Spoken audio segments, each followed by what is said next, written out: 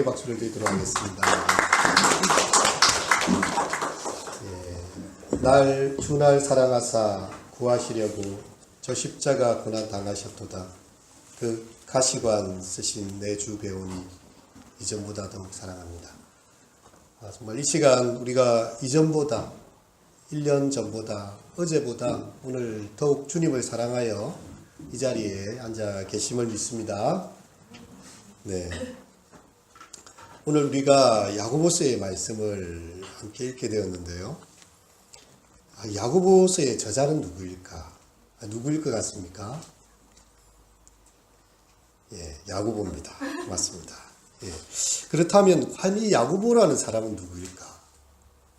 우리 예수님의 12제자가 일단 생각이 나지요. 우리 세례교육 받으신 분들 12제자 이름을 다 외우게 이렇게 했었는데요. 그게 야고보가 등장을 합니다. 제이콥. 근데 예수님의 제자 야고보는 헤롯 때에 참살이 되어서 첫 순교자가 되었습니다. 그렇다면 오늘 이 야고보서를 적은 이 야고보는 도대체 누구인가? 여러분, 이 야고보는요, 예수님의 친동생이에요. 예수님처럼 아버지 요셉의 일, 그 목수의 일을 도왔던 그 야고보입니다. 그런 한때 그의 친구들이 예수님을 향하여 하는 말을 들었어요.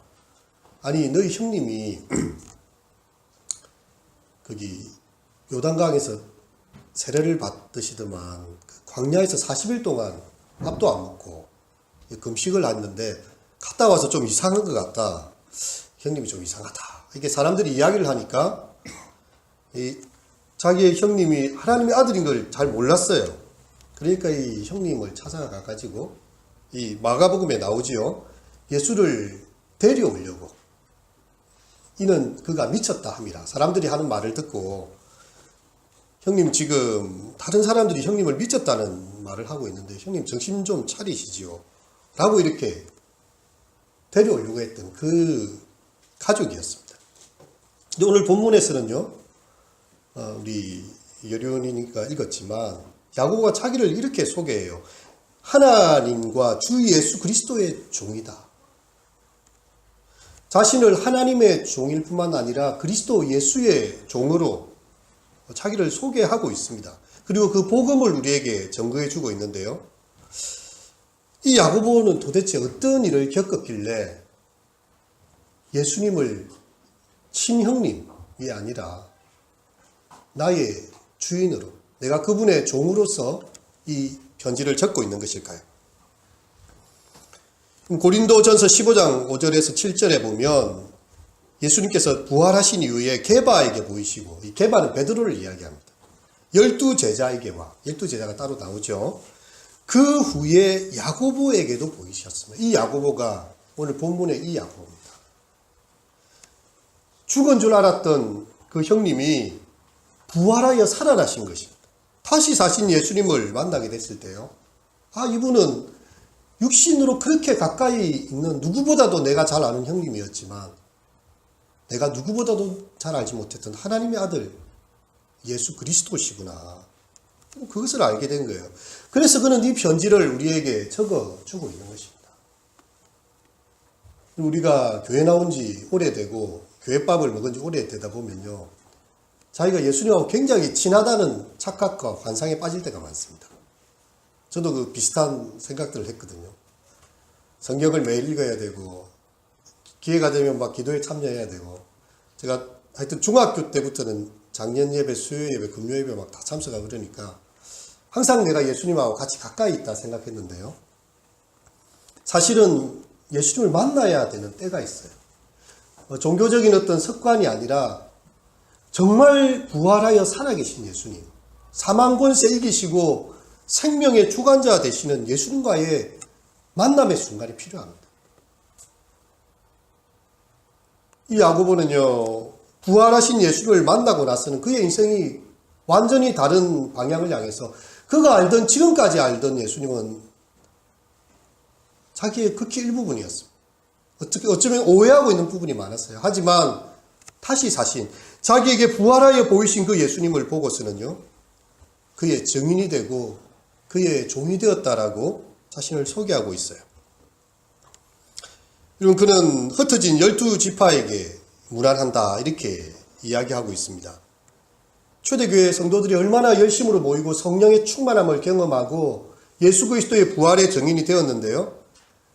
이 스데반이 이렇게 복음을 전할 때에 바울을 중심으로 한 그 유대의 사람들이 이 스데반의 복음을 듣고 그의 가슴이 찔렸어요. 너희가 죽인 예수가 바로 하나님의 아들이었다. 그리고 하나님께서 그를 다시 부활하여 살아나게 하셨다 하는데 이 사람이 마음이 찔릴 때에 두 가지 반응이 있거든요. 맨 처음에 베드로의 설교를 들었던 그 무리들은요. 형제여 우리가 어찌할 거래서 똑같은 복음이에요. 그들의 가슴이 찔렸을 때 우리의 손으로 예수님을 하나님의 아들 십자가에 죽였다는 그 죄책감. 이제 형제여 우리가 어떻게 해야 구원을 얻을까? 형제여 우리가 어찌할까라고 그들은 회개의 반응을 했는데요. 이 스데반의 설교 때 그 명성교를 듣고서도 유대인들은 이 스데반을 돌로 쳐서 죽이는 일을 하게 됩니다. 그러니까 이 초대교회가 더 이상 예루살렘에 머물 수가 없는 것이죠. 그래서 각지로 다 흩어지게 됐습니다. 이것이 바로 이제 흩어진 나그네로서의 흩어진 12지파로서의 그 초대교회의 모습이 된 것이죠. 바울은 이 야고보는요, 이 믿음의 형제들을 가리켜서 흩어진 12지파다. 그런 이야기를 하고 있습니다. 사실 우리도 보면 이 땅 구석구석에 흩어져 살아가고 있습니다. 우리가 주일에 모여서 함께 찬송을 부르고 또 기도를 드리고 설교를 듣고 하지만 우리의 일상의 삶은 다 각자의 삶에 있어요. 어떤 분은 그 학교에서 학생들은 그죠? 그리고 우리 장년들은 또 가정에서 혹은 자신의 일터에서 바쁜 삶들을 살아갑니다. 다 흩어져 살고 있어요. 하지만 우리에게는 동일한 믿음과 동일한 신앙이 있습니다. 그것은 바로 그리스도께 이렇게 부름받은 자라는 거죠. 우리에게 있어서 이렇게 교회에 오면 처음 듣게 되는 낯선 용어가 하나 있는데 형제님, 자매님 하는 그런 단어입니다. 외부인들이 보면 되게 낯설어요. 우리는 좀 익숙한데 외부인들이 보면 되게 낯설어요. 아니 저 사람들 어떻게 다 사촌지간이가 형제고 뭐 어떻게 자매고 그럴까. 알고 보면 성도 달라요. 나이도 달라요. 살아가는 형편도 다 다릅니다. 생각도 다르지만 사는 것도 다 다르지만 예수 그리스도의 피에 동참한 자로서 그리스도의 잔과 그리스도의 그 떡을 우리가 함께 나누는 자로서 한 믿음의 공동체 안에 있다는 거죠. 초대교회 성도들이요 함께 모여 예배할 수 있는 형편이 아니었습니다. 이런 예배당에 앉아가지고 이렇게 예배할 수가 없었어요. 다 흩어져 가지고요 그들 각자의 삶들을 살아가다가 이 야고보 사도가 이 서신을 주고 있으면 이 서신도 이렇게 회람 서신이라고 해서 돌려보는 거예요. 그 당시에 책도 많이 없고 글도 이렇게 이 양피지나 두루마리에 많이 적을 수가 없으니까요. 근데 가정교회로 모이죠. 그냥 3, 4, 5 모여가지고 그렇게 예배하고 있는 그런 모습이었습니다. 우리가 각자 흩어져 있지만 함께 한 주님을 예배하고 한 예수님을 바라보는 믿음의 공동체인 것을 믿습니다. 이 야고보 사도는 이 초대교회 신자들에게요 2절에 보면 내 형제들아 라는 단어를 쓰고 있어요. 내 형제들아. 물론 이 야고보는 사도의 반열에 올라있는 이 부활의 증인이고 그 초대교회에 아주 중대한 역할을 했을 것입니다. 굉장히 직위가 나름 높은 사람이고 그에게는 예수님에 대해서 누구보다도 말할 수 있는 거리가 많은 사람이에요. 예수님 가장 가까이 있었던 사람 중에 한 사람이기 때문이죠.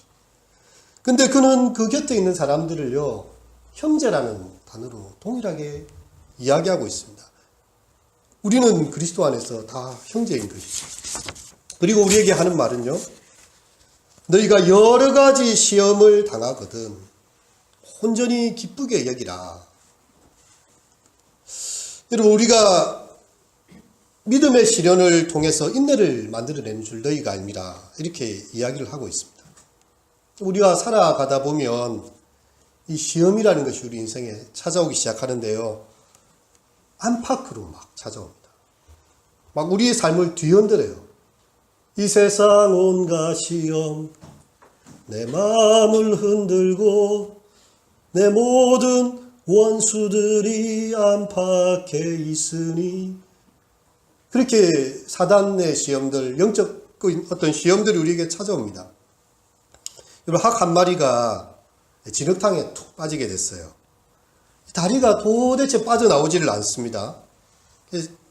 여러 가지 방법을 쓰다가 부리를 딱 박으니까 이 균형이 딱 맞아지면서 발 한쪽을 뺄 수가 있었어요. 아, 드디어 내가 다리를 한쪽 뺄 수 있었구나.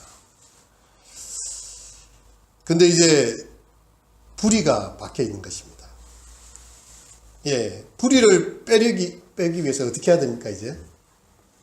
또 다리를 또 집어내야 되는 것이죠. 이게 바로 우리 인생의 모습과 같습니다. 문제 하나를 해결하기 위해서 그걸 몰입을 했는데 그것 때문에 또 다른 문제가 생겨나고 이 시험과 문제의 고리는 끊이지 않는다는 것이죠. 우리 인생도 계속적인 시험의 장이에요. 어떻게든 내가 원하는 중학교만 갈 수 있으면 모든 문제가 끝이 나겠지. 그렇지 않습니다. 고등학교 눈앞에 있습니다. 그럼 고등학교만 가면 다 끝이 나나요? 대학의 문제, 취업의 문제가 기다리고 있습니다. 대학만 다 마치면 끝나나요? 남자들은 대학도 마치기 전에 벌써 이렇게 신검이 신체 검사 나오고 군대를 또 가야 됩니다. 어디도 가는지 모른 채 막 팔려가야 되는 거죠. 예. 자기가 원하는 데 가는 게 아니라 어디로 갈지 알 수가 없어요. 그리고 결혼의 문제가 기다리고 있습니다. 졸업을 앞둔 대학생들이 취업의 그 좁은 문 앞에서 밤잠을 설치고 있어요. 저도 대학생 때 자다가 잠을 탁 깬 적이 있었는데 굉장히 걱정이 많이 되더라고요. 야, 내가 앞으로 이 대학을 졸업하면 뭘 하고 살아야 되나, 어떻게 해야 되나, 잠이 안 오는 때가 있었습니다. 그럼 그렇게 해서 어렵게 취업을 한다고 합시다.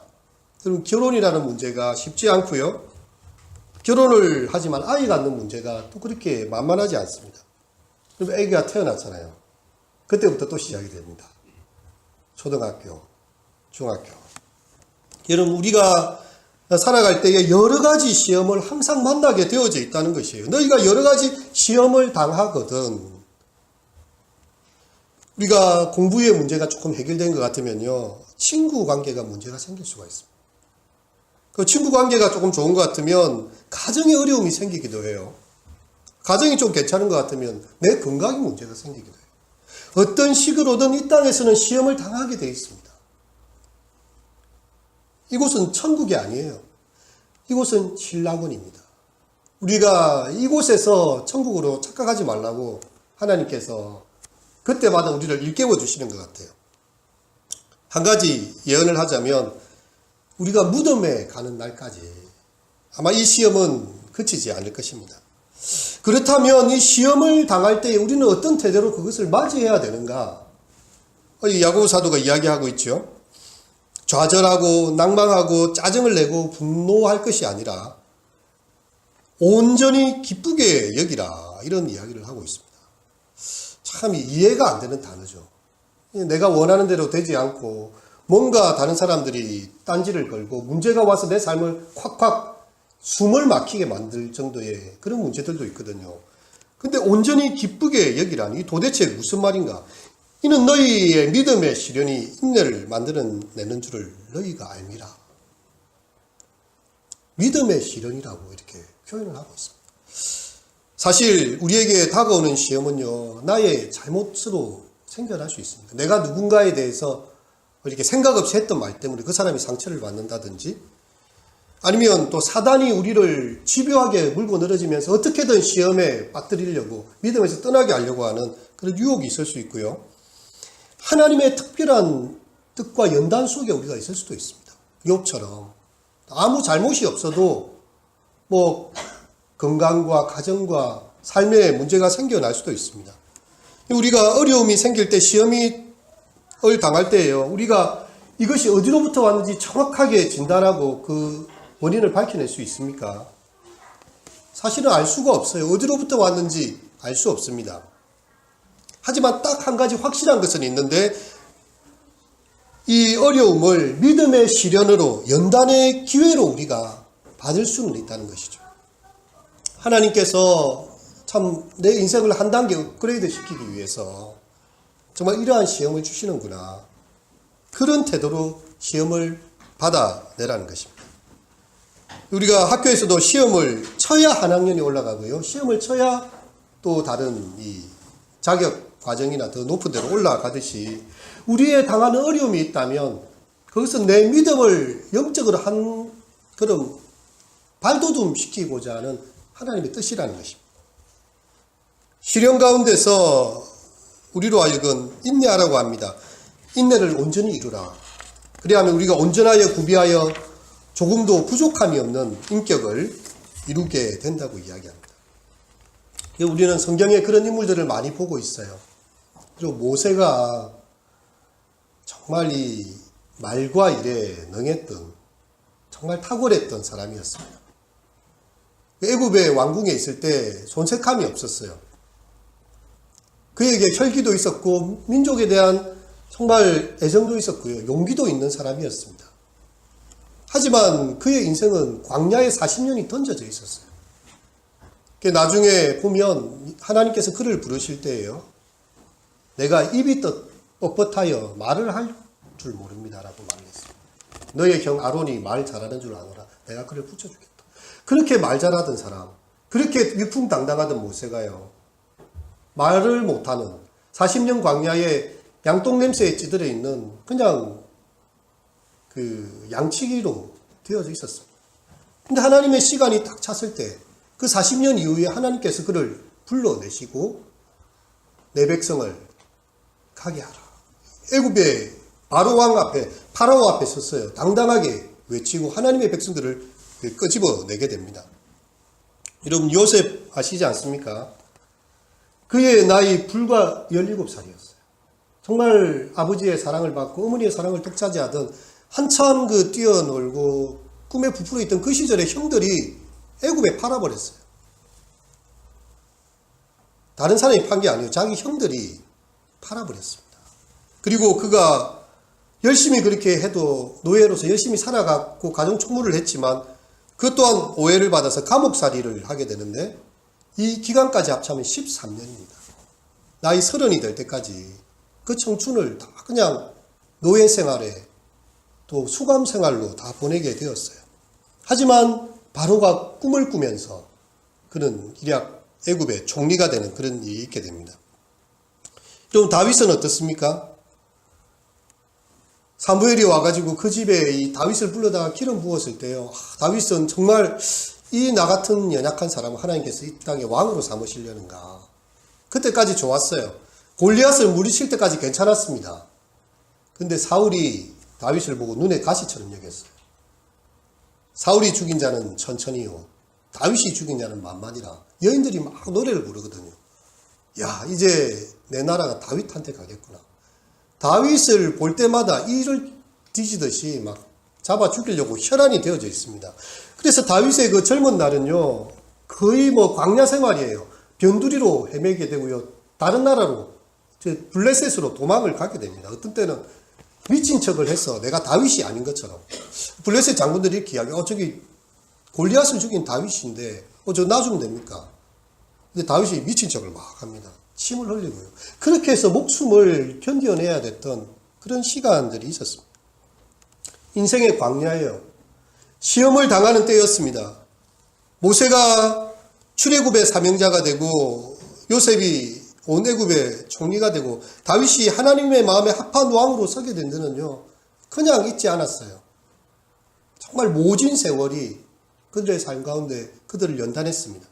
조각가에 칼이 돌을 때리는 것과 같아요. 다 부서뜨리고 끌이 다 긁어내는 것처럼 고통스럽습니다. 돌의 입장에 만일 돌이 그 고통을 느낄 수가 있다면 이 레오나르도 다빈치가 와서 돌을 깨기 시작하면 얼마나 아프겠습니까? 하지만 목적이 있어요. 그냥 하는 게 아닙니다. 멋진 상을 만들어내기 위해서 비너스의 상, 다비드의 상을 만들기 위해서 그렇게 다 깨고 부수는 작업입니다. 우리 인생도 마찬가지예요. 그냥 가만 놔줘서 되는 사람이 없습니다. 하나님 볼 때는 온전한 사람으로 만들기 위해서 시련을 주십니다. 이 고난을 통해서 그것을 정금같이 정결하게 하시고 더 성숙하고 멋진 우리의 모습으로 만들어 가시는 거죠. 할렐루야. 근데 갑자기 오늘 본문에 5절이 이런 말씀이 나오는데요. 다 함께 읽겠습니다. 시작. 너희 중에 누구든지 지혜가 부족하거든 모든 사람에게 후히 주시고 꾸짖지 아니하시는 하나님께 구하라. 그리하면 주시리라. 왜 갑자기 지혜를 구하라고 하는 것일까? 앞에는 시련을 인내로 잘 참고 믿음의 시련으로 받고 해라 했는데 왜 갑자기 지혜를 구하라고 하는 것일까? 우리가 여러 가지 시험을 당할 때에요. 그것이 우리를 위해 유익하게 하시고 우리의 삶 가운데 정말 하나님의 뜻이 있다는 것을 해석하고 풀어나갈 지혜가 우리에게는 없습니다. 이 고통하는 그 한 점이 그 사람에게는 우주와 같아요. 그냥 그 고통 때문에 세상이 다른 게 아무것도 안 보입니다. 그렇기 때문에 하나님의 지혜를 구하라고 하는 것이죠. 하나님을 바라볼 수 있도록. 우리 하나님 어떤 분이십니까? 오늘 본문에 보면 후히 주시고 꾸짖지 아니하시는 하나님이라고 이야기합니다. 그 하나님을 바라볼 수 있는 지혜를 구하라는 거죠. 이 고통의 문제를 시련으로 이겨내기 위해서 하나님의 손에 내가 있음을 알게 하는 지혜를 주님 앞에 기도하고 간구하라는 것입니다. 우리가 지혜를 구할 때요, 하나님께서 지혜를 주신다는 거예요. 이 환난의 시간이 끝이 있다는 사실을. 너무 환난이 깊어지고 문제가 계속 심해지면 사람이 어떻게 되는가 하면 맨 처음에는 좀 희망을 가집니다.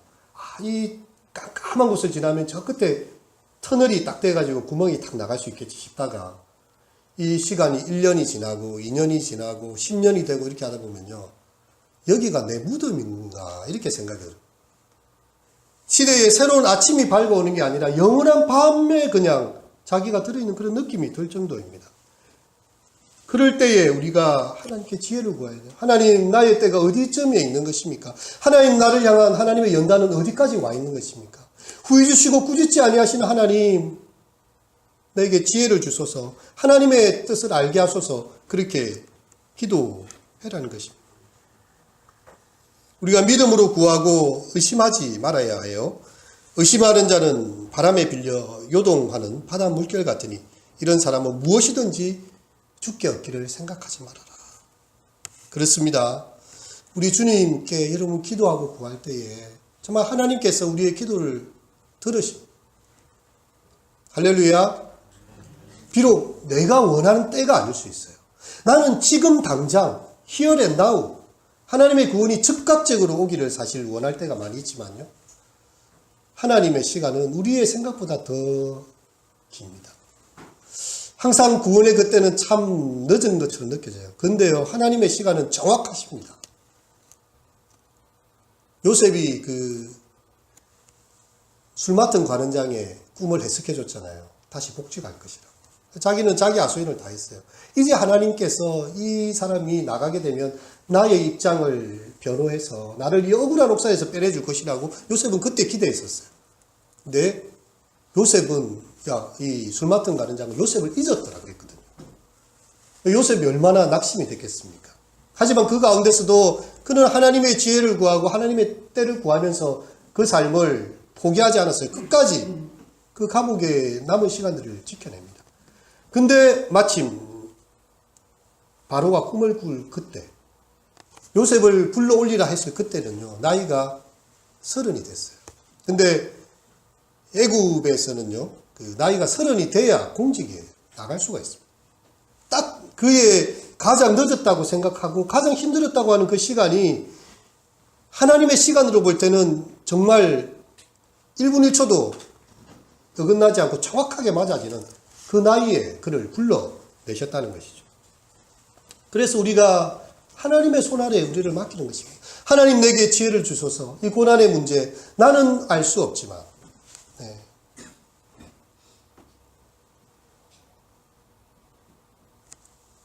No fear. 두려워하지 말아라. 주님께서 높이어 주실 때까지. 여러분, 내 마음이 두려울 때요, 하나님의 손 안에 있음을 알아야 돼요. 주님께서 높여 주실 때까지 기다리는 것입니다. 그리고 이제 오늘 본문에 보니까 낮은 형제와 부한 자에 대한 이야기를 해요. 이 낮은 형제는 세상에서 그다지 귀한 대접을 받지 못하고 있습니다. 업수여김을 당하기도 해요. 하지만 그 낮은 형제도 자랑하라고 이야기합니다. 무엇을 자랑하라는 것입니까? 그리스도 안에서 그의 지위가 높아졌기 때문에 자기의 높음을 자랑하라.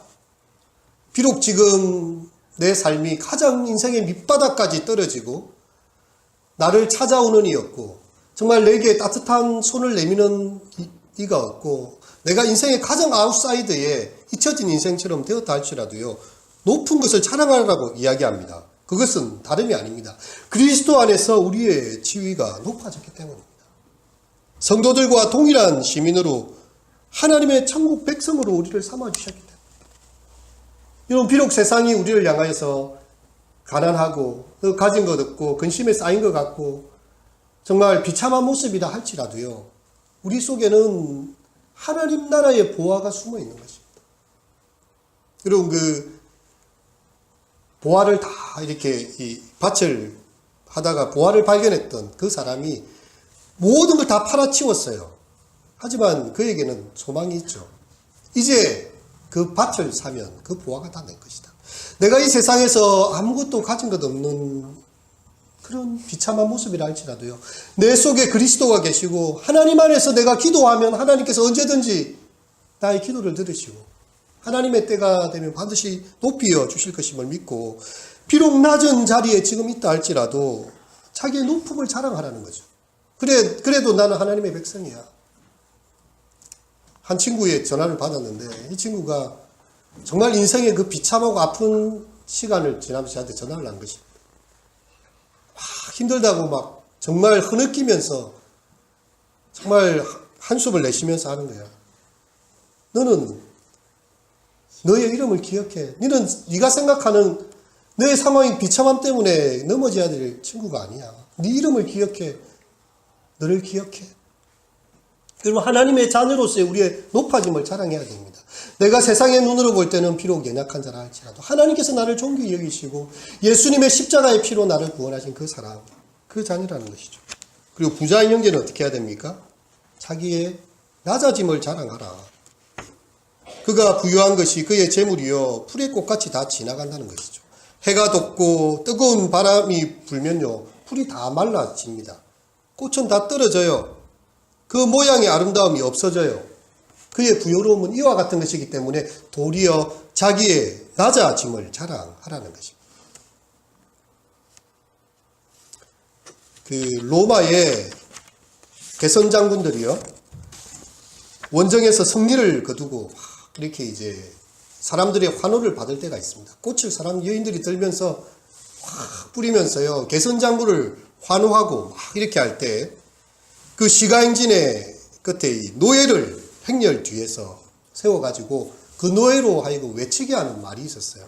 그것은 메멘토 모리라는 단어입니다. 이 뭔가 하면 죽음을 기억하라는 단어죠. 일부러 그렇게 그 개선행진에서 시킵니다. 오늘 승리하고 오늘 이렇게 잘 나간다고 해서 계속 그렇게 잘 될 거라고 우쭐대지 말아라는 것이죠. 오늘은 개선 장군이지만 너도 언젠가 죽을 것이다. 너도 언젠가 전쟁에 패하면 노예가 될 수 있고 언젠가 죽게 될 것이기 때문에 메멘토 모리, 죽음을 기억하라고 그 행렬의 끝에서 이 잡혀오는 포로들로 외치게 만들어요. 그것은 개선 장군이 들으라는 이야기예요. 우리가 지금 부한 시간을 보내고 있습니까? 우풍지대를 지내고 있습니까? 여러분 그때 낮아짐을 자랑하십시오. 그때 여러분의 마음을 낮추십시오. 선줄로 생각하는 자는 넘어질까 조심해야 되기 때문입니다. 우리가 세상에 태어날 때요, 우리는 울었어요. 근데 가족들은 세상은 기뻐했습니다.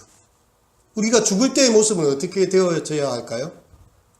세상이 우리를 향하여 슬퍼할 수 있는 존재가 되어야 돼요. 이 사람이 없음으로써, 이 사람이 우리를 떠남으로써 슬퍼할 수 있지만 우리는 웃을 수 있는, 내 인생 후회 없이 살았다.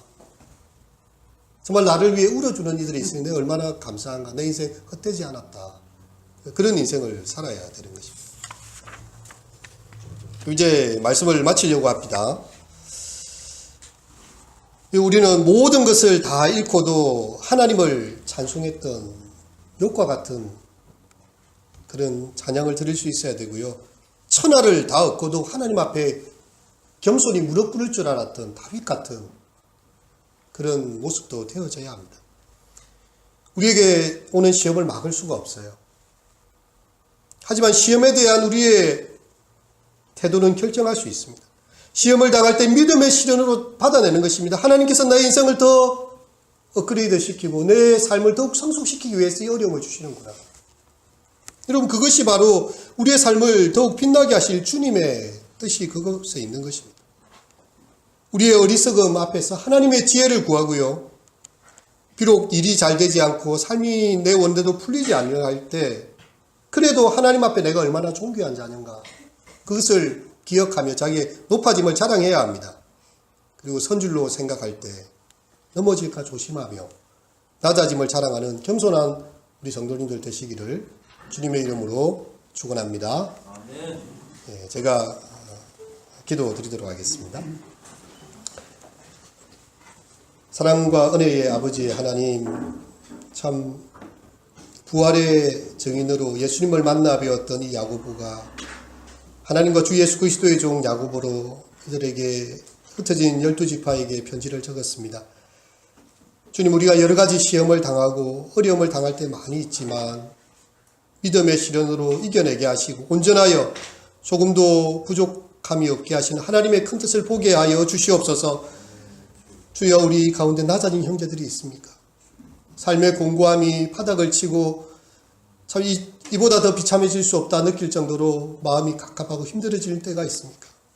자신의 높음을 그리스도 안에서 존귀한 새로운 피조물임을 잊지 않고 그것을 자랑하는 자 되게 하여 주시옵소서.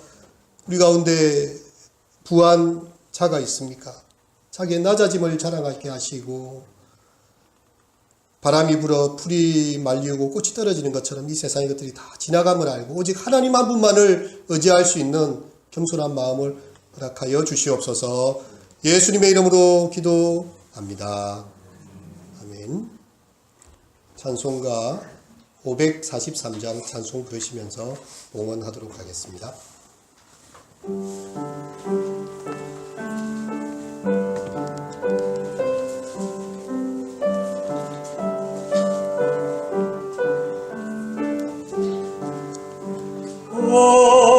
어려운 일 당할 때 나의 믿음 적으나 의지하는 내 주를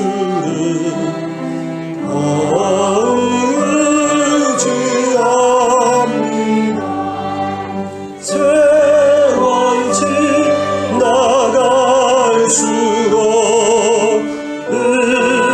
의지할까 뿐이세.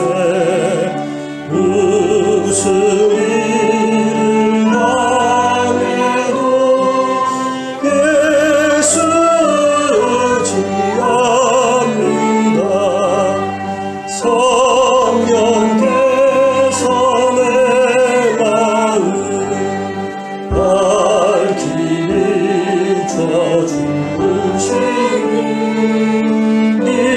인도하시 따라서 주만 의지합니다.